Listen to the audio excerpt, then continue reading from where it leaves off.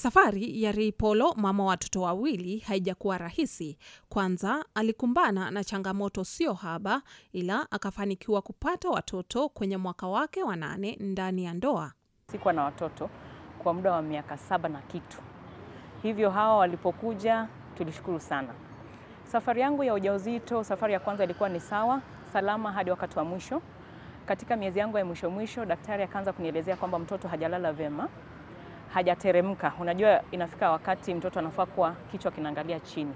Lakini sikupata hiyo nafasi. Hivyo mtoto alikuwa amelala kichwa upande mmoja wa tumbo wa uzazi, miguu upande huu mwingine. Inaitwa breech birth, ningepitia hiyo. Hivyo daktari akaanza kunishauri kwamba nijiandae. Huenda akiteremka tutapata mtoto kwa njia ya kawaida, na asipoteremka nijiandae kwa upasuaji.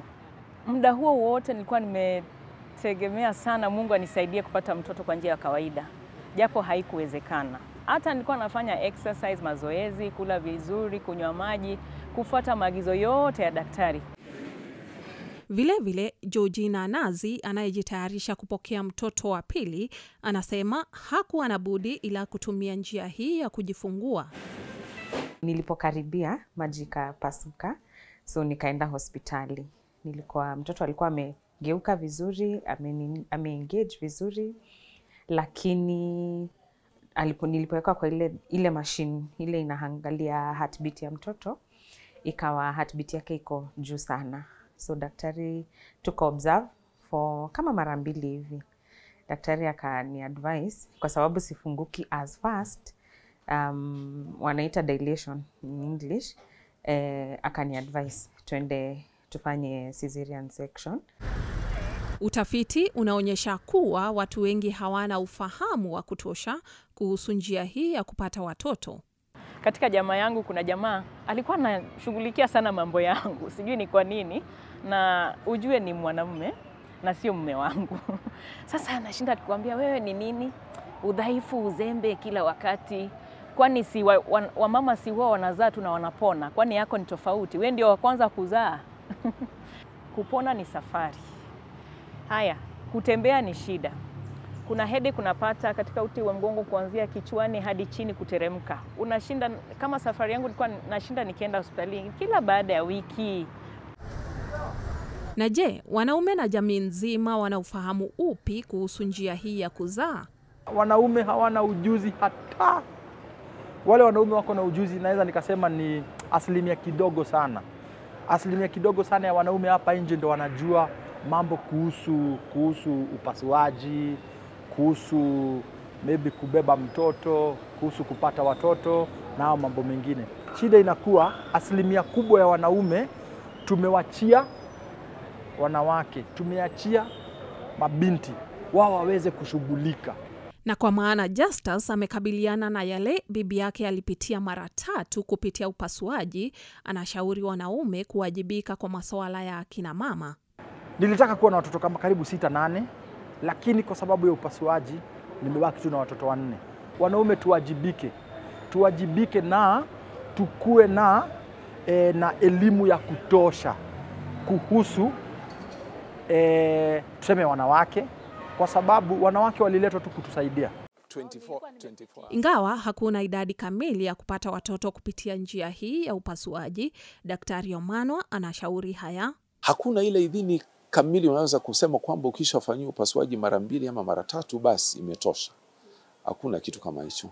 Kile ambacho tunajua na huwa tunawahamasisha kina mama ni kwamba ikiwa ulijifungua kwa njia ya upasuaji mara 2 ama mara 3, ukipata ujauzito itabidi tuwe tunauangalia vizuri sana, kwa maana kuna uwezekano lile kovu mahali ambapo tulifanyia upasuaji linaweza likafunguka mapema. Kulingana na Daktari Kireki, mambo mengi yanaweza changia mama kupelekwa kwa chumba cha upasuaji, yakiwemo unene wa mtoto kupita kiasi, umri, walio na shinikizo la damu, waliofanya upasuaji wa moyo, walemavu, walio na uvimbe kwenye kizazi, njia kizazi ikifika mahali ikatae kufunguka, kuvuja damu kwa ghafla, na kama mama amekata kauli kwamba atajifungua kwa hii njia ya upasuaji. Kuzaa kupitia njia ya upasuaji ni upasuaji mkubwa, kwa Kiingereza wanaita major operation. Kwa sababu gani? Kwa sababu tunakata ngozi, tunakata yale mafuta ambayo yako chini ya ngozi. Kuna sehemu zingine kama 6, 7 hivi inabidi tukate kusudi tumfikie mtoto. Hivyo wanaokata kauli kufanyia upasuaji wa hiari, yani elective CS, wanapaswa kuelimishwa kuhusu athari za kufanyiwa upasuaji huu na kuwapa fursa ya kufanya uamuzi ili kuzuia upasuaji usiohitajika. Na wakati ambapo tukisha mtoa huyu mtoto, yule mama anapoteza damu, anavuja damu.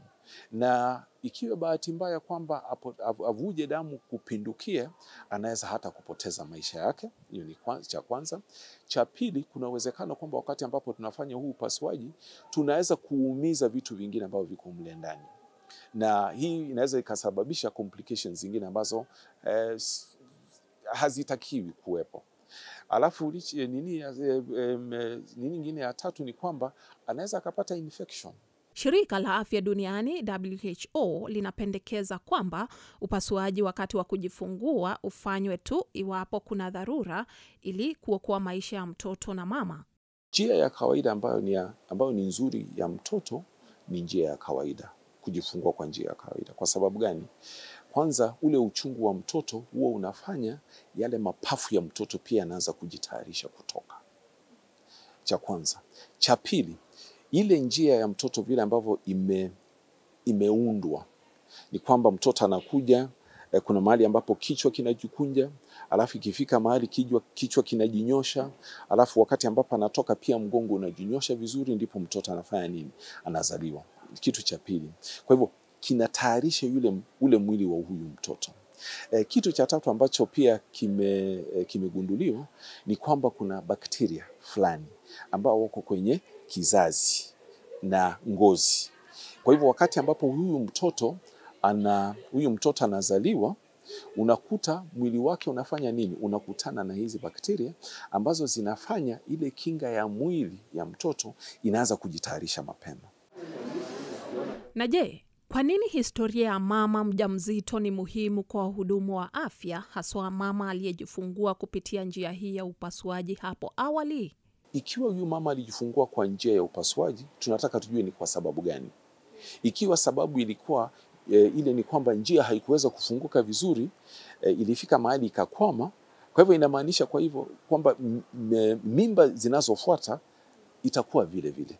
Kwa hivyo tunajitayarisha sisi, pia tunamtayarisha yule mama kwamba ikiwa ile mimba ya mwisho kizazi ilifunguka mpaka ikafika kwa mfano kama sentimita 6 ikakwamia hapo, kwa hivyo kuna uwezekano mkubwa sana kwamba hii mimba pia kizazi kitafunguka, kitafika sentimita 6 pia kitakwamia hapo. Kwa hivyo hakuna sababu ya kufanya nini? Kwenda kujaribu kujifungua. Kuna uwezekano kwamba utakuwa maisha ya huyo mtoto ambao unambeba yatakuwa tabani. Na je, nini tufanye ili kuhakikisha mama na mtoto wako kwenye afya inayostahili? Pia kuna vitu viwili ama vitatu ambavyo itabidi uvitie maanani. Cha kwanza, matiti yako sawa, matiti sio makubwa sana na sio kama yamezibika, kuna maziwa mengi. Hata mtoto akijaribu kunyonya anakuwa ni vigumu na kuna joto. Kitu cha kwanza. Kitu cha pili, ule uchafu ambao unatoka, ikiwa kuna harufu mbaya. Hivi ni vitu ambavyo tunabidi tuvizingatie sana. Kitu cha tatu, miguu ikiwa kuna uchungu wowote, itabidi tujue na arudi hospitalini.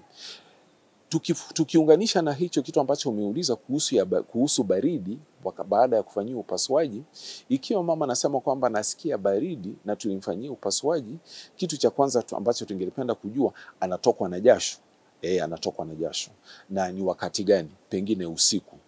Itabidi tumfanyie vipimo tujue kama pengine ana magonjwa mengine ambayo yanaweza kasababisha ishara kama hizi. Ikiwa hana magonjwa yoyote kama malaria na vitu vingine, kile kitu ambacho tunafikiria ni kwamba pengine anaweza kuwa na infection. Imebainika wazi njia hii ya upasuaji mara nyingi ni muhimu na huokoa maisha ya watoto wengi. Wanaokijeli wanawake wanaotumia njia hii ya upasuaji wanashauriwa kuikumbatia, kwani uchungu wa mwana aujuaye ni mama. I think wanakuwa unfair wakisema that because ulipata CS ulifanya an easy way out, kwa sababu kwenda theater ni major surgery Ni pole tu sababu hawaelewi. Ni pole sana sababu haelewi.